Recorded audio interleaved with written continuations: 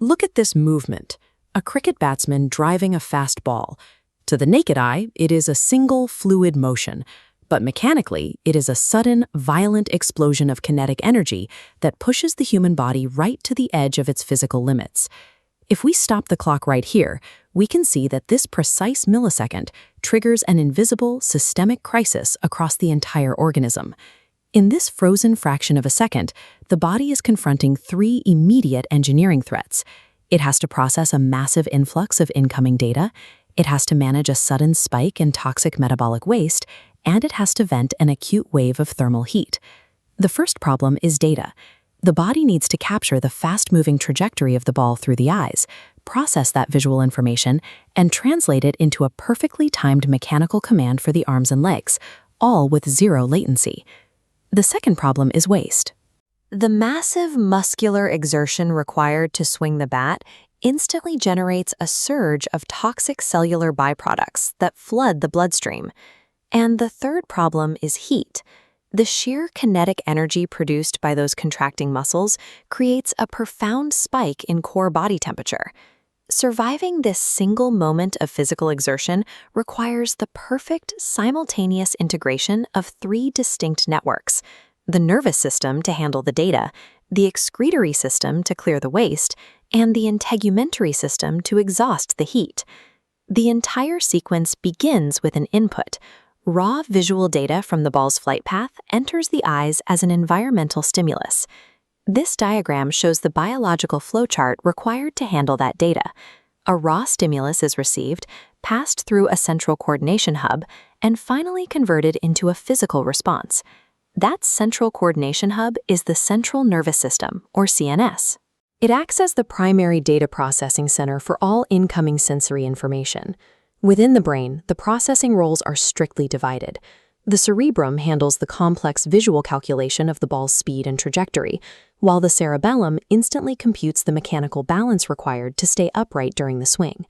Once those calculations are complete, the resulting swing command is pushed out of the brain and sent racing down the spinal cord, which serves as the body's high-speed trunk line. The command then exits the spine and enters the peripheral nervous system. This diagram shows the massive sensory motor array responsible for executing the brain's instructions. The electrical impulse travels outward through specific spinal nerves, routing directly to target muscle groups in the arms and legs. This signal propagation happens electrochemically. It relies on an action potential, a cascading wave of electrical charge that allows data to physically move through biological tissue. This high-speed network captures visual stimuli, processes complex math, and triggers precise mechanical output in a fraction of a second. Without this strict structural division between the central nervous system calculating data and the peripheral nervous system executing the signal, coordinated human movement could not happen. Executing that command comes with a biological cost. To contract muscles and swing the bat, the body must burn local stores of glucose and protein. This rapid metabolic burn generates immediate waste. The muscles produce carbon dioxide, excess water, and highly toxic nitrogenous compounds like urea, dumping them directly into the bloodstream. If these byproducts are allowed to circulate, the blood becomes rapidly acidic. The organism faces chemical self-toxicity. To solve this crisis, the body relies on the urinary tract. This diagram outlines the primary active filtration network designed to scrub the blood clean. The core engine of this system is the kidney. In this cross-section, contaminated blood is forced under high pressure into the organ through the red renal artery, entering two distinct internal zones, the outer cortex and the inner medullary pyramids. Across these microscopic boundary layers, the kidney performs an active mechanical separation, pulling the toxic urea and excess salts out of the blood plasma. The newly purified blood is then routed out of the kidney through the blue renal vein, completely safe to return to the heart. Meanwhile, the isolated toxic waste drips down into the central renal pelvis, pulling together as a highly concentrated fluid. This chart breaks down the exact chemical composition of that resulting fluid. It is approximately 96% water, 2% urea, and 2% dissolved salts and uric acid. This toxic mixture is then continuously pumped away from the core organs, traveling down the ureters into the bladder for safe storage and eventual disposal. Almost every physical action generates biological exhaust. Intense athletic exertion is inextricably linked to continuous, high-volume fluid filtration. Clearing chemical waste doesn't solve the final threat. The kinetic friction of contracting muscles causes the body's core temperature to rapidly spike. To prevent thermal damage to internal organs, the body utilizes the integumentary system, the skin. It acts as a highly active thermal exhaust and boundary control mechanism. At acroscopic level, the skin is the single largest organ in the human body, both by total mass and surface area. This cross-section diagram reveals its microscopic architecture.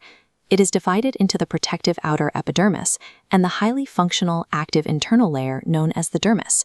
Deep within the dermis, we find the body's cooling hardware. Notice the tightly coiled sweat glands positioned immediately adjacent to the microscopic blood capillaries. When temperatures rise, these glands actively draw hot water and salts straight out of the superheated blood.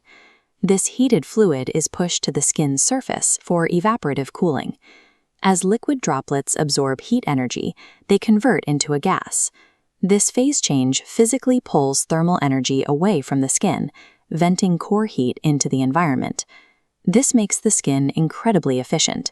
It operates as a critical thermoregulatory system, while also serving as a secondary excretory pathway to clear metabolic waste. But it requires a precise operational balance. Extract too much fluid, and the entire circulatory system faces dangerous dehydration. Extract too little, and the body succumbs to lethal heat stroke.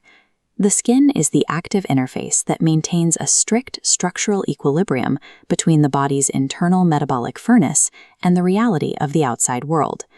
And now, the action completes. The bat connects with the ball. This successful, millisecond-long action depended entirely on 3 physiological networks functioning perfectly. We can see just how fragile this integration truly is when we look at what happens when these biological networks break down. This photograph illustrates a catastrophic failure of the excretory system, caused when strict biochemical parameters, like proper hydration, are lost. The solid masses shown here are formed from calcium oxalate crystallization. These stones effectively block the internal plumbing, destroying the kidney's ability to filter fluid. Similarly, this grid illustrates severe failures of the integumentary system when the physical boundary's health is compromised. When the dermal layer degrades, the body's primary defense against external threats collapses entirely, leaving the internal organs exposed to severe parasitic and fungal infections. Homeostasis is a relentless engineering feat.